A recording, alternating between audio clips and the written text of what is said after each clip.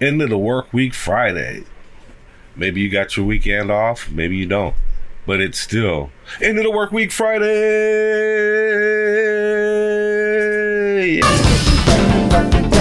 Yeah. I'm thinking of changing it to Festive Friday. I like the sound of that better. Festive Friday. And I might be changing the song too, so stay tuned to that. Subscribe so you can bear witness to the history of this show. And my cup of joe for today. Man, these Kings. What it is to be a Kings fan. That roller coaster ride that we ride on a weekly basis. Man, oh man, I tell you, it's something else.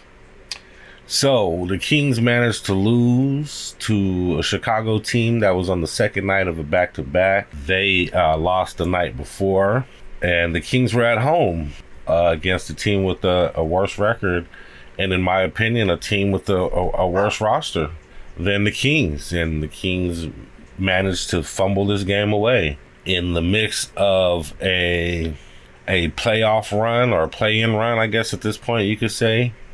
They were able to fumble a winnable game, a game that they could have and should have had. They were able to fumble it away. And I didn't like it. I didn't like this game at all. I didn't appreciate what happened. They were shooting really well in the beginning of the game, and they were just kind of running the score up in the first quarter on the Bulls with a lot of energy, and they looked good. It looked like it was a definite victory in the first quarter, the first half. And then that second half, they had one. Brownie. Shh. Hey.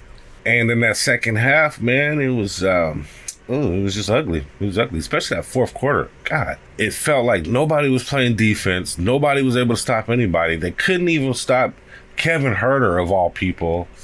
Guys were getting blown by. Guys were getting hit on for three-pointers. Back to the bad closeouts. Back to guys getting burned off the dribble and no help at the rim type play. And then all of a sudden the Kings they froze up and they couldn't hit shots. It was like, what the hell happened? Tale of two halves.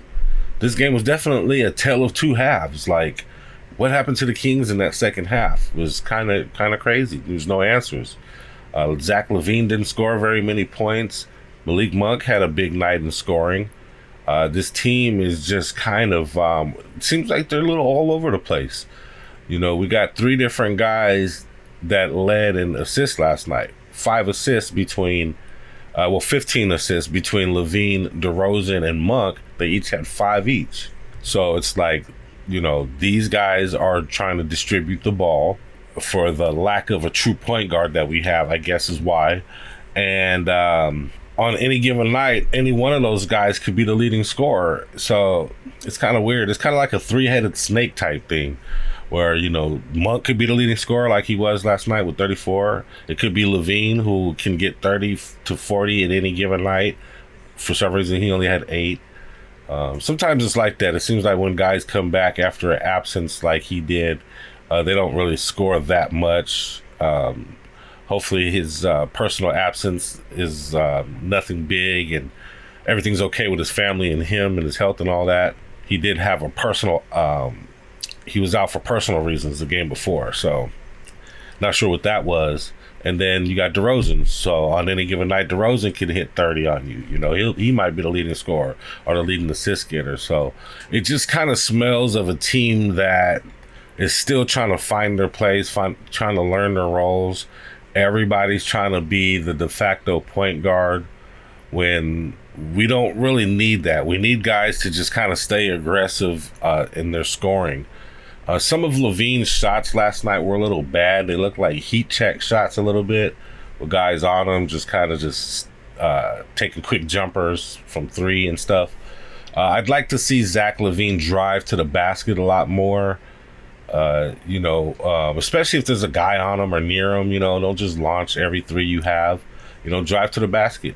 Get some points that way. Get some easier points. It's easier to score the closer you are to the basket, obviously. So Malik Monk had a good night passing and scoring. Malik Monk was playing very aggressive. He was out there playing very he wanted to win. You could tell. So I felt Monk had a good game.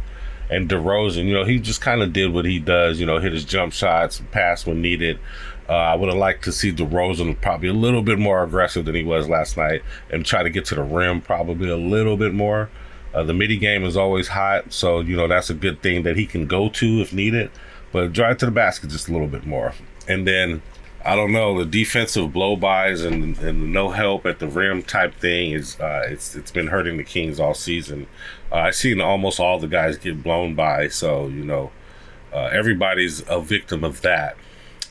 And who else? Keegan Murray had, his okay kind of Keegan Murray type game, hitting threes. Trey Lyles was decent, but just not enough defense at the end of the game and not enough shot hitting at the end of the game.